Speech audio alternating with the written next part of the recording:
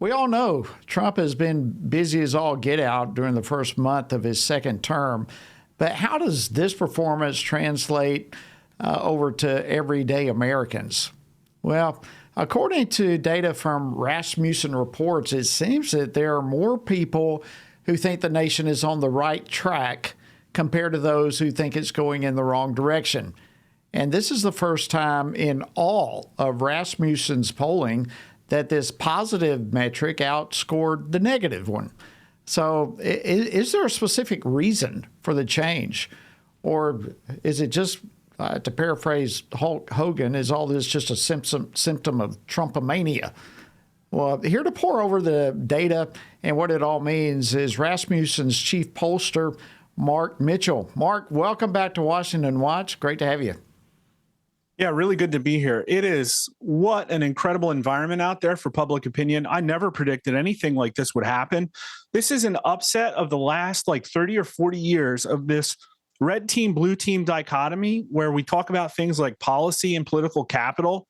And then the people, the talking heads on mainstream media argue about what Americans think. And right now, what it looks like is that this is an existential crisis for DC, for the essentially what people have termed the oligarchy, a group of unelected powers that have been doing what they want, and they've lost the ability to control it because they're concern trolling out there right now about how horrible all this chaos is, how we absolutely can't stop giving all of this federal funding to other countries away, how we can't cut into the IRS or the Department of Defense, and Americans are the happiest they've ever been. As measured by, wow, do you think the country's headed in the right direction or on track? We have never seen that number positive in all of Rasmussen polling. It's at 47% today, tying a record, and it is positive for the first time ever. That's amazing. Now, I don't know when this was actually in the field, but how do these numbers in the poll compared to the very beginning of Trump's second term? How does all that factor in? Well, what kind of happens is what we've seen is that every time a president gets elected, it spikes up. And then over time, everybody comes to know that, well, we're probably not actually going to get what we voted for, and it peters out. Happened for Obama. It happened for Trump one, actually, although I think COVID had a lot to do with that. In fact, the second highest right direction's ever been was February of 2020, and that was very unique. Doesn't normally happen.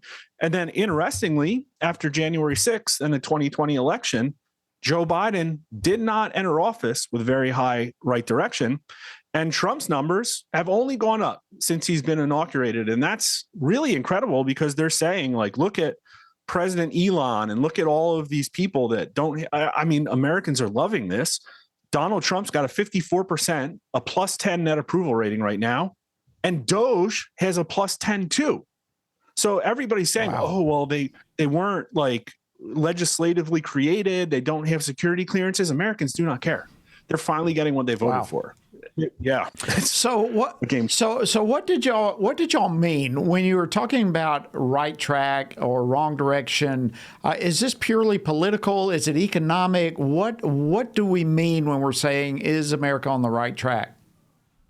Well, it's one additional measurement of happiness. And the question is literally just that. It's U.S. likely voters. Is a country in the right direction or wrong track? And the reason it's so powerful is just because everybody asks it, and we have so much history. And the fact that it's never been above 50% in all of our whole polling history is kind of sad, because you'd want in a representative democracy to try and maximize that number. And we haven't been. I'll tell you, there's times when it's been in the upper teens and low 20s. And, times like at the beginning of COVID, times like after the Supreme Court ruling, times like after January 6th.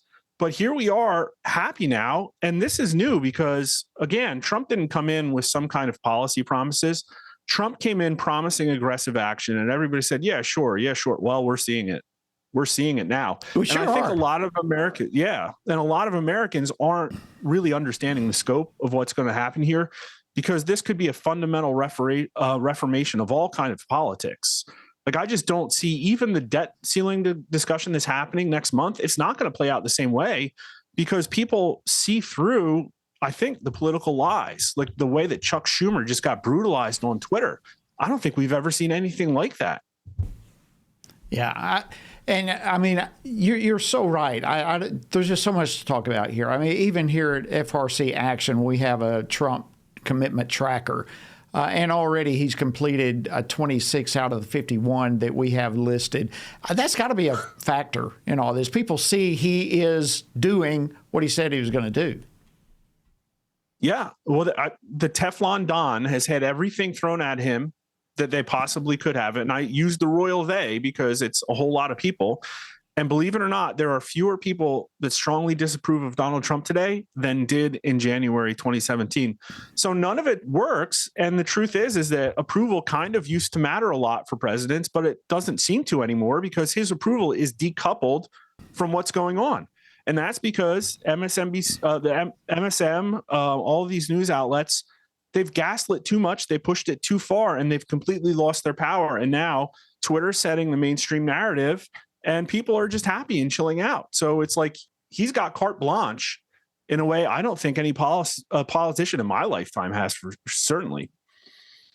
I totally agree with you. Mark Mitchell, Chief Pollster at Rasmussen Reports, thank you so much. Incredible information. Thank you for all you do. Always great to be here.